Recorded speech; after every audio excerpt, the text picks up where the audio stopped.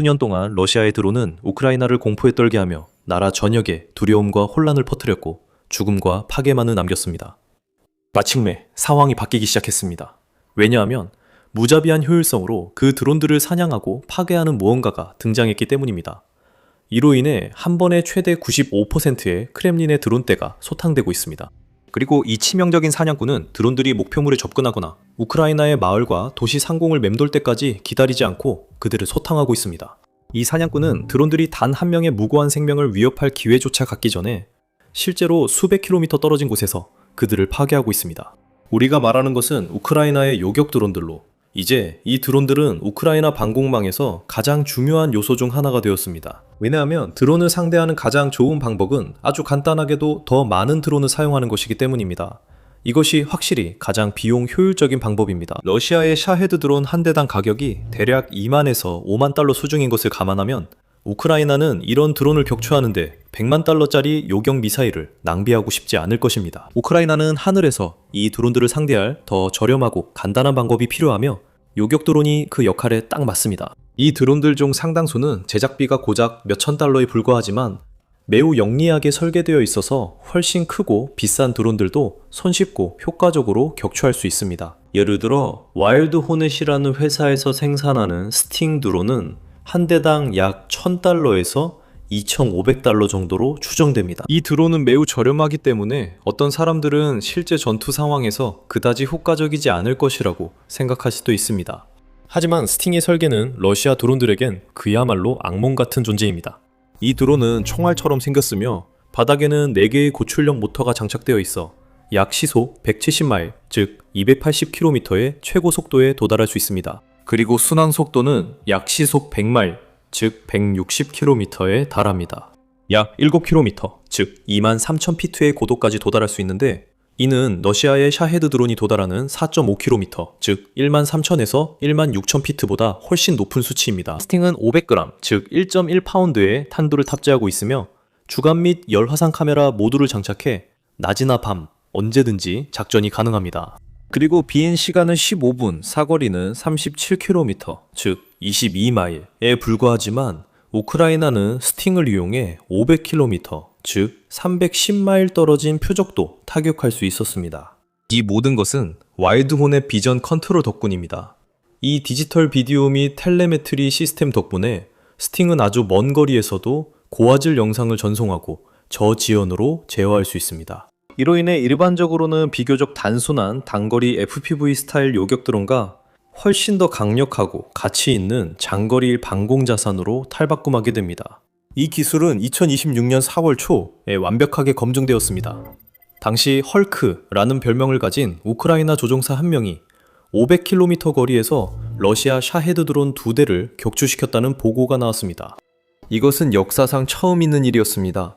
그 전까지는 요격 드론이 조종자로부터 그렇게 먼 거리에서 목표물을 성공적으로 타격하고 제거한 적이 없었습니다.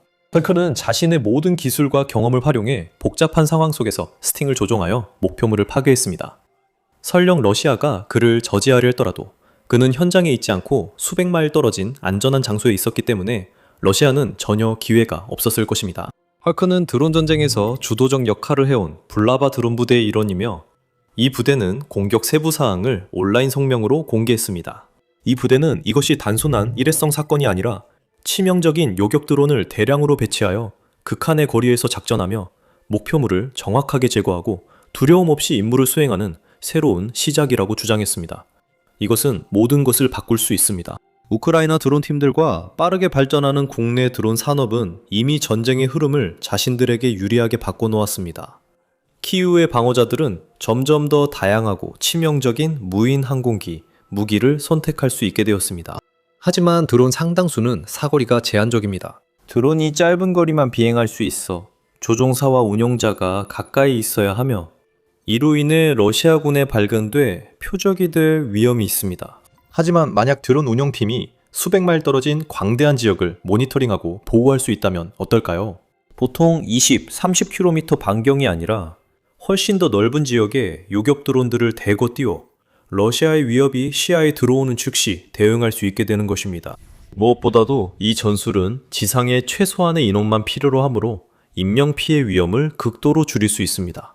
이것은 혁신적인 전략이며 우크라이나는 이미 이를 잘 활용하고 있습니다.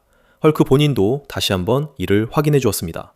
우크라이나 국방군 공식 유튜브 채널에 공개된 흥미로운 영상에서는 헐크가 원격으로 UAV를 조종하면서 인터뷰어의 질문에 답하는 모습이 담겨 있습니다. 인터뷰에서 헐크는 자신의 부대가 2025년 여름부터 작전을 시작했으며 같은 해 11월부터 요격 드론을 사용해왔다고 밝혔습니다. 불과 몇 달 만에 그 한 부대는 약 200개의 표적을 격추했으며 그 중에는 184대의 샤헤드가 포함되어 있습니다. 때때로 며칠 동안 드론 한 대도 격추하지 못하는 날이 있습니다. 하지만 다른 때에는 그 부대가 말 그대로 드론을 대량으로 격추하는 경우도 있습니다.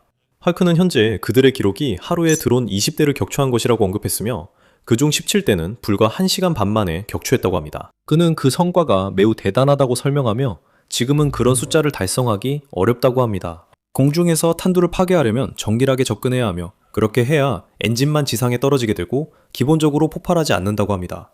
헐크는 부대의 성공적인 교전 중 약 90%가 드론의 탄두를 공중에서 폭발시키는 것이라고 덧붙입니다. 이렇게 하면 인구 밀집 지역에 떨어질 수 있는 파편의 양을 최소화할 수 있습니다.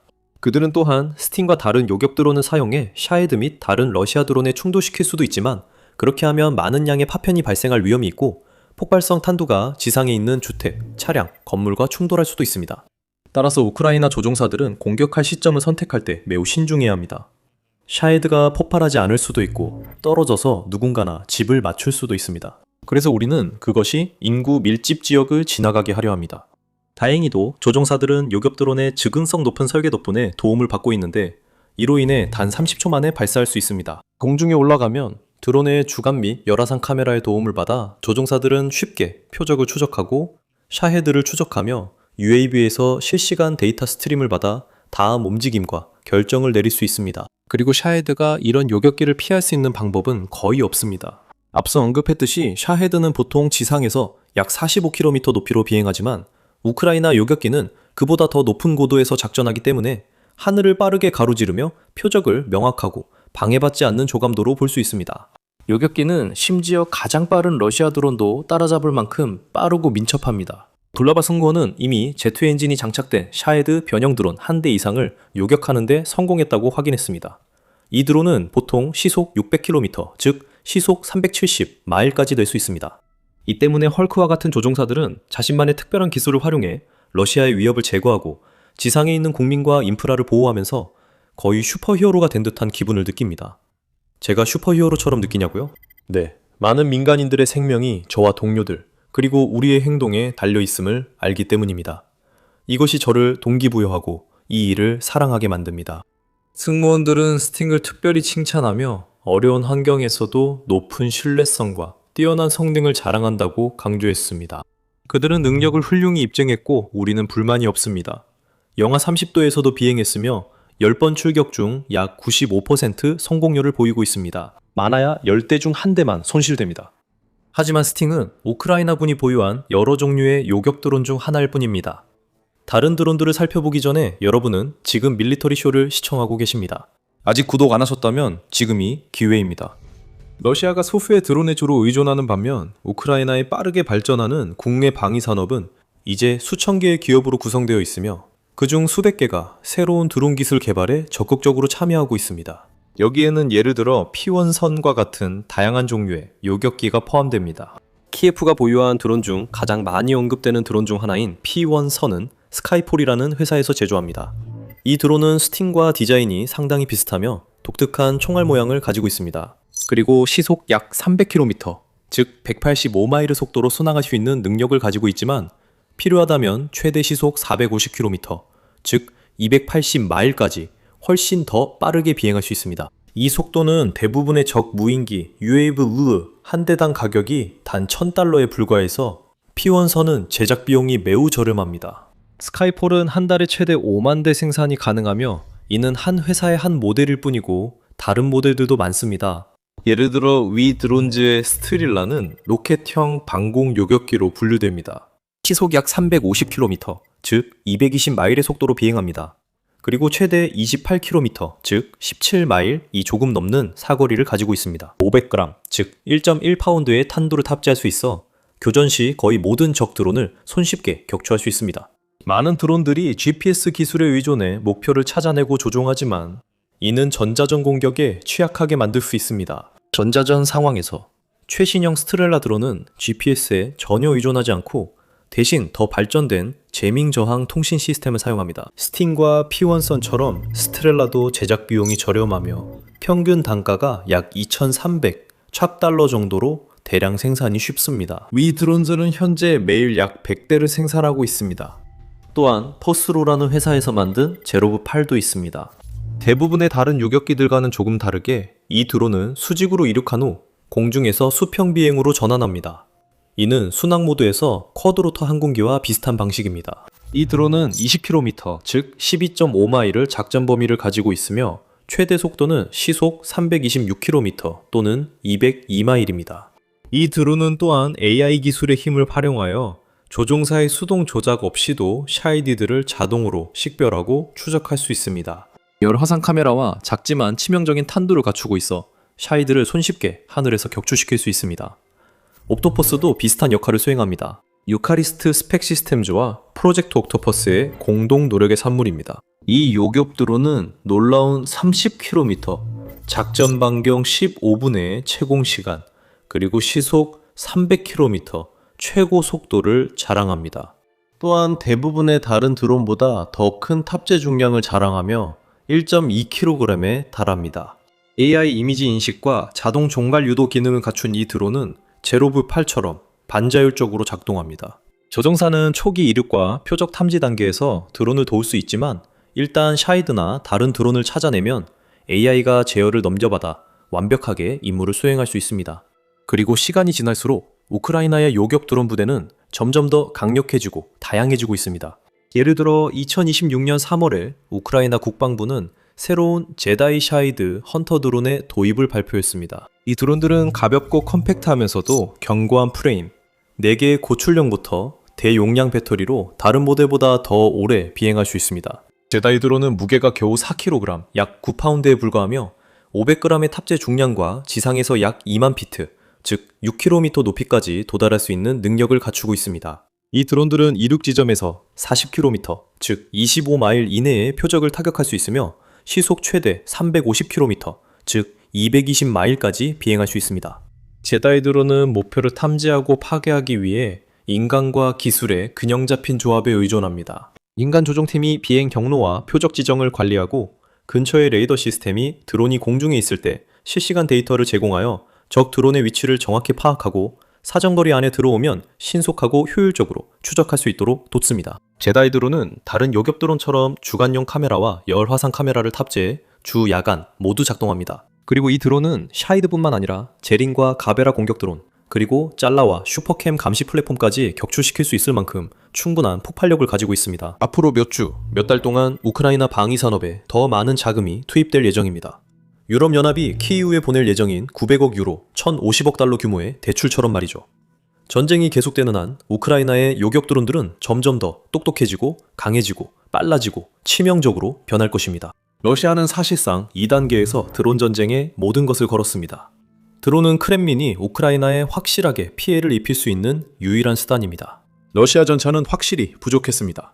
실제로 수천 대가 지뢰, 로켓, 카미카제 무인기로 파괴됐습니다. 러시아의 장갑차들도 우크라이나의 요새화된 전선을 돌파하는데 똑같이 쓸모없다는 것이 증명되었습니다. 그리고 이제는 보통 15명에서 20명 정도의 아무런 훈련도 받지 못한 신병들로 구성된 자살 돌격대는 지원도 없고 자신들이 무엇을 해야 하는지도 모릅니다. 이들은 귀중한 영토를 확보하거나 크렘린의 전쟁 기계를 목표 달성에 더 가깝게 밀어붙이는데 거의 아무런 영향을 미치지 못하고 있습니다. 드론은 블라디미르 푸틴 대통령과 그의 지휘관들에게 남은 마지막 도박입니다. 드론은 우크라이나에서 가장 많은 사상자를 내고 있으며 러시아가 변전소나 물류 허브 등 우크라이나 기반 시설을 손상, 파괴할 수 있도록 했습니다. 그래서 크렘린은 무인 항공기 UAV 생산을 대폭 늘렸고 생산 공장에 자금을 쏟아부으며 샤이드와 다른 공격 드론을 점점 더 많이 생산해내고 있습니다. 이는 상대를 압도하려는 의도입니다.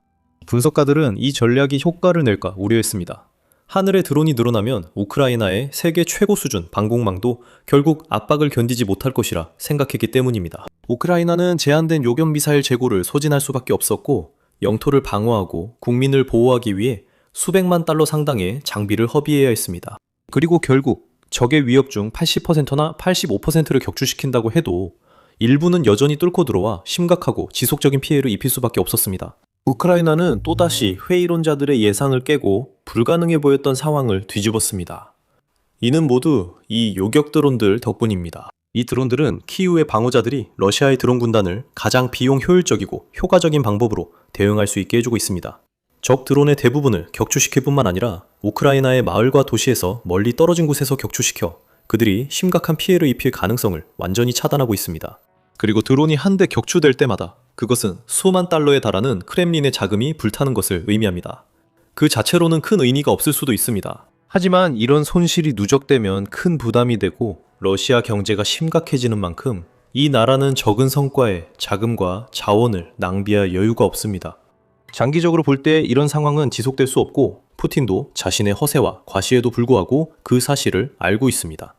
하지만 우크라이나에게는 훨씬 더 이득이 되는 상황입니다. 2,000달러짜리 드론으로 5만 달러짜리 위협을 제거하는 것은 어떤 관점에서 보더라도 큰 승리입니다. 그리고 우크라이나 드론 부대는 요격 드론 운용에 점점 더 능숙해지고 있습니다. 예를 들어 2026년 3월에는 2,300개가 넘는 공중 위협을 격추시켰다고 합니다. 이는 전달보다 55% 증가한 수치입니다. 우크라이나가 이 속도를 유지하면 매달 수천 대의 무인기를 추가 격추해 러시아의 최대 위협을 무력화할 수 있습니다. 그리고 크렘린의 드론이 사실상 무용지물이 되면 푸틴의 지휘관들은 소용없는 전선 돌격과 점점 더 절박해지는 영토 확보 시도에 의존할 수밖에 없게 될 것입니다. 한편 요격 드론 전력으로 강화된 우크라이나는 곧 러시아 방어선의 빈틈을 찾아 적의 약화된 상태를 이용해 전진하고 소중한 영토를 탈환할 수 있을 것입니다. 간단히 말해 전세가 계속해서 바뀌고 있습니다.